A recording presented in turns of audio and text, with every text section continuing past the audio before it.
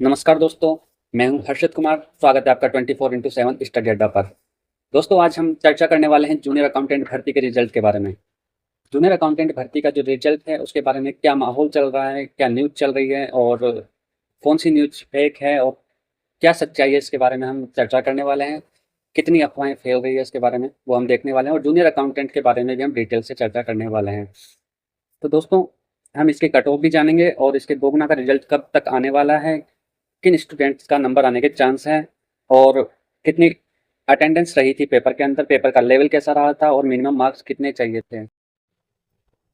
दोस्तों, ये first India news का लेटेस्ट ट्वीट है जिसमें आचार संहिता में छूट के लिए स्क्रीनिंग कमेटी की जो बैठक हुई है उसके लिए अपडेट दी गई है, जिसमें 23 सब्जेक्ट पर चर्चा की गई है इस बैठक में, जिसमें से कर्मचारी चयन बोर्ड की जो भी भर्तियां हैं उनके परिणाम अटके हुए हैं उनको लेकर भी चर्चा की गई है। दोस्तों, ये इंपॉर्टेंट न्यूज़ थी दोस्तों जूनियर अकाउंटेंट के रिजल्ट के लिए भी, क्योंकि जो भी रिजल्ट पेंडिंग है उनको परमिशन के बाद ही कर्मचारी चयन बोर्ड जारी कर सकता है।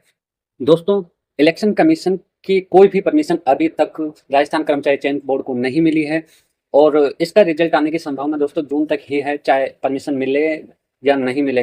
जून तक ही इसका रिजल्ट आने वाला है दोस्तों, क्योंकि रिजल्ट निकालने में भी टाइम लगेगा और इससे पहले सूचना सहायक भर्ती का रिजल्ट आएगा, उसके बाद ही जूनियर अकाउंटेंट भर्ती का रिजल्ट आएगा दोस्तों। तो दोस्तों, हम जूनियर अकाउंटेंट भर्ती के बारे में चर्चा कर लेते हैं।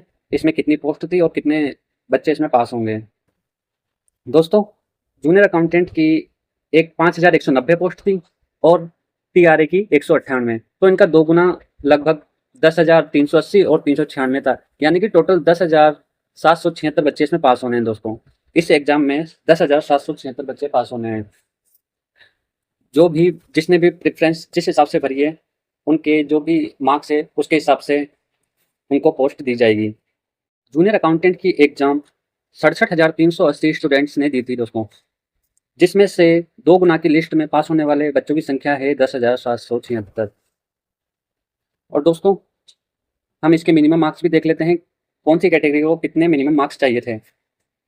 दोस्तों, फर्स्ट और सेकंड पेपर को मिला के 40% चाहिए थे, दोनों पेपर को मिला के, और प्रत्येक पेपर में यानी कि फर्स्ट में भी 35% और सेकंड में भी 35% चाहिए थे दोस्तों, जनरल, ओबीसी और एमबीसी और ईडब्ल्यूएस के लिए।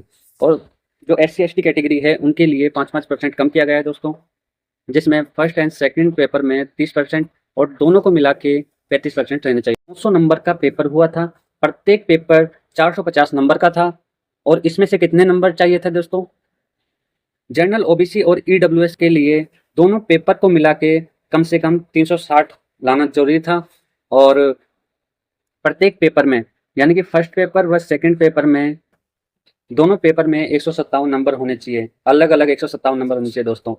फर्स्ट पेपर में भी 157 मिनिमम होने चाहिए और सेकंड पेपर में भी मिनिमम 157 होने चाहिए, जनरल, ओबीसी और ईडब्ल्यूएस के लिए। इसमें से एक नंबर भी कम नहीं होना चाहिए दोस्तों, अगर एक नंबर भी आपका कम रहता है तो आप डिस्क्वालीफाई हो जाओगे।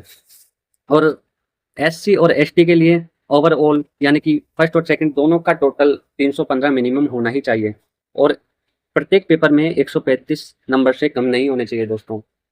तो ये मिनिमम मार्क्स की डिटेल थी दोस्तों और आगे हम देख लेते हैं इसकी कट ऑफ। दोस्तों, इसकी मिनिमम कट ऑफ और मैक्सिमम कट ऑफ दी गई है। तो जनरल की 480 नंबर से 500 नंबर तक जा सकती है और ओबीसी की भी लगभग सेम ही जाने वाली है दोस्तों, कुछ नंबर्स को छोड़ के 480 से 500 के बीच कम से कम 53 से 55 जो परसेंट है मार्क्स के उतना रहने वाला है दोस्तों। और ईडब्ल्यूएस की 430 से 450 नंबर, जिसका परसेंट है 47 से 45%।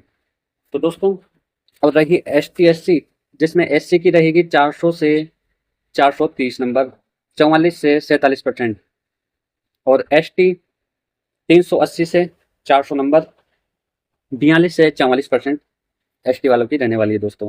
लगभग इतनी ही रहने वाली है दोस्तों कट ऑफ जो जूनियर अकाउंटेंट की है, मिनिमम और मैक्सिमम। मिनिमम इतनी ही रहेगी और मैक्सिमम इससे ज़्यादा नहीं होगी दोस्तों, इससे कम ही रह सकती है लेकिन इससे ज़्यादा कट ऑफ नहीं रहने वाली है दोस्तों जूनियर अकाउंटेंट भर्ती के लिए।